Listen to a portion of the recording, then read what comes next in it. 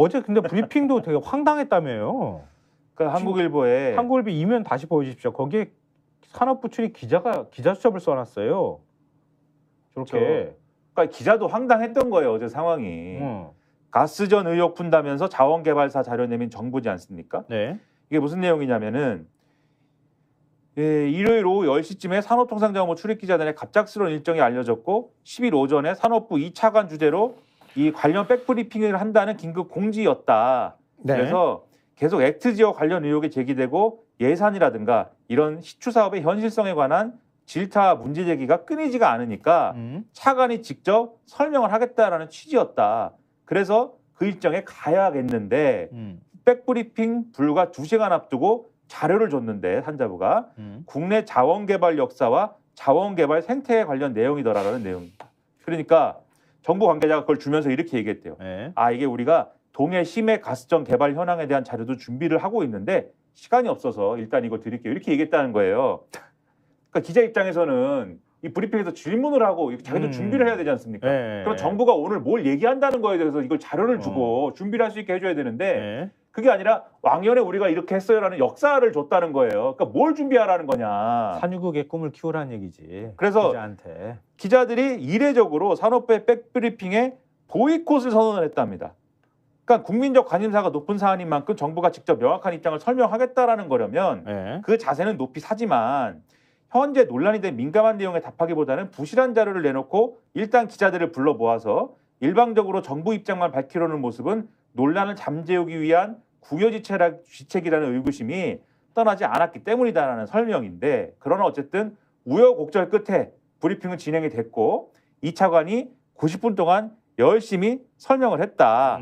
그리고 뭐 죄송하다 사과한다라고 했는데 예. 결국은 어쨌든 뭐 이게 충분히 설명은 안 된 거 아니냐. 예. 그래서 정부는 이런 장밋빛 미나나 전망이 아니라 영일 말 유전의 불확실성을 씻어낼 해결 방안을 내놓아야 된다. 그리고 올해 말 시작을 한다는 시추 계획이 차질 없이 이행되기 위해서도 필요한 재정 마련 방안과 방법론도 구체적으로 제시를 해야 된다.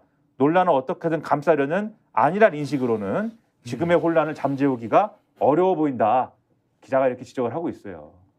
이런 시각으로 기사를 좀 더 잘 쓰면 참 좋겠다 이런 생각은 들긴 하는데 이 기자는 지금 산업부에 출입을 하는 거지 않습니까? 출입을 맨날 보는 사이인 거잖아요. 산자부랑. 그렇죠. 오죽 열받으면 이걸 따로 쓰냐고요. 이 기자는. 그래서 이런 건 또 잘 찾아서 산자부 관계자들이 서운해 누구 기자 뭐 이렇게 얘기하고 그래요. 경험해 보면 그렇거든요. 자, 경향신문 사설 보여주십시오. 액트지오 실내 빨간불 동해 광고 의혹 규명 후 시추 예산 짜라 이렇게 지금 사설을 쓰고 있는데요. 동해 심해에 대규모 가스전 가능성이 있다는 미국 자문업체 액트지오의 분석과 신뢰성에 잇따라 물음표가 달리고 있다. 그런데도 정부는 가스 탐사 시추를 위한 예산안 검토에 착수했다. 풀어야 할 숙제가 잔뜩 있는데 절대 서두를 일이 아니다. 지금껏 제기된 의혹을 철저히 규명하고 국회가 관련 예산을 심의해도 늦지 않다. 이러면서 쫙 그동안에 뭐 아까 좀 연구논문의 공동 저자가 교차 검증에 참여했다는 사실이나 이런 것들을 얘기하고 있고요. 액트지오를 둘러싼 의문이 양파 가득 꼬리를 물고 있다. 이렇게 하면서 그동안에 사실 저희가 전해드렸던 내용하고 다 비슷하게 이런 내용들이 같이 나온 거예요. 우드 사이드가 철수한 지 1개월 만에 그 우드사이드라고 하는 글로벌 기업이 판단한 거하고 정반대의 검증 결과를 내놨던 거잖아요. 액트지오라는 회사에서. 그걸 또 대통령이 직접 20% 성공 가능성에 도취돼서 직접 브리핑하고 이 사업을 속단하고 밀어붙인 정황이 속속 드러나고 있다.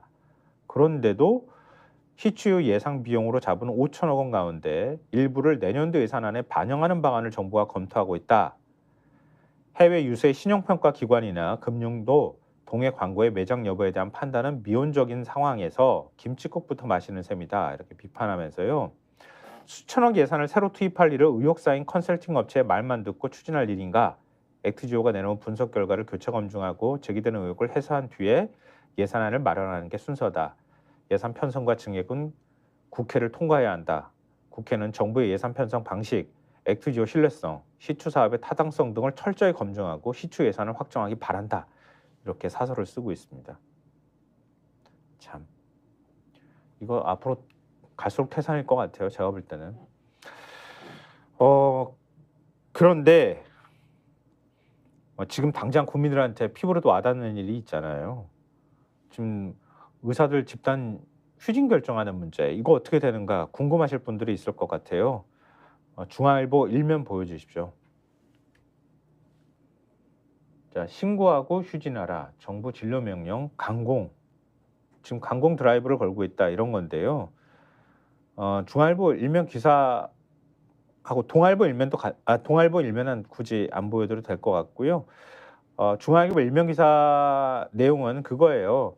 대한의사협회가 18일 전면 휴진을 좀 예고한 상황이잖아요. 그러니까 그 일종의 이제 회원들인 거죠. 회원들한테 설문조사를 돌린 결과 거의 뭐 압도적 찬성으로 휴진하겠다, 강경한 태도를 보여야 된다 이렇게 의견이 나왔고 그래서 의협이 공개적으로 어제 밝혔잖아요. 아니 그저께 밝힌 거죠. 오는 18일 전면 휴진을 하겠다 이렇게 밝혔는데 정부가 어제 전국 개원을 대상으로 진료 명령과 휴진 신고 명령을 내렸습니다. 또 의협의 공정거래법 위반 여부를 검토하겠다는 입장도 지금 밝힌 상황인데요. 중앙일보도 이 소식을 전하면서 의료계, 정부, 의정 갈등이 다시 강대강 대치 국면으로 치닫고 있다 이렇게 얘기를 하고 있습니다. 어제 조기용 보건복지부 장관이 의사 집단행동 중앙재난안전대책본부 회의를 주재하면서 의료법에 근거해 개원에 대한 진료 명령과 휴진 신고 명령을 내린다. 그리고 국민 생명과 건강을 지키기 위한 필요한 최소 조치다. 이렇게 밝혔습니다. 의료법 59조에 따르면 보건복지부 장관이나 시도지사는 국민보건의 중단 위해가 발생하거나 그럴 우려가 있으면 의료기관이나 의료인에게 이런 명령을 내릴 수 있습니다. 그러니까 지금 그 휴진 신고 명령도 지금 내린 상황인데 이건 관내 휴진율을 미리 확인하려는 차원이라고 하는데 지금 휴진율이 상당히 높을 거라고 하잖아요. 동아일보 5면도 같이 좀 보여주십시오. 동아일보 5면을 보면 저기 중간에 들어가 있는 기사예요. 휴진 참여율이 50%가 넘을 거라는 거 아닙니까? 그러니까 이 동아일보의 경우에는 정부가 어제도 속보로 전하면서 말씀드렸는데 지금 이제 이 조기용 장관의 이러한 대응은 예상보다 강한 대응이다 이렇게 어제도 평가를 했잖아요. 네. 근데 왜 이렇게 강하게 나오냐? 집단 휴진 결의 하루 만에 그것은 예전보다 휴진 참여율이 높을 가능성이 있다고 보기 때문이다라고 동아일보는 기사를 쓰고 있는 겁니다. 다급해졌다는 거잖아요. 의료계 안팎에서는 60%가 넘는 총파업 투표율 등을 감안할 때 휴진 참여율이 50%를 넘길 것이라는 예측이 나온다라고 썼는데 네. 2020년의 경우에는 의원급 휴진율이 첫날 32.6%에 달했으나 마지막 날은 6.5%에 불과했다. 너무 제가 TV의 홍보를 정치권색. 예. 다시 제가 말씀드리죠. 예. 구독, 좋아요, 사랑입니다. 예.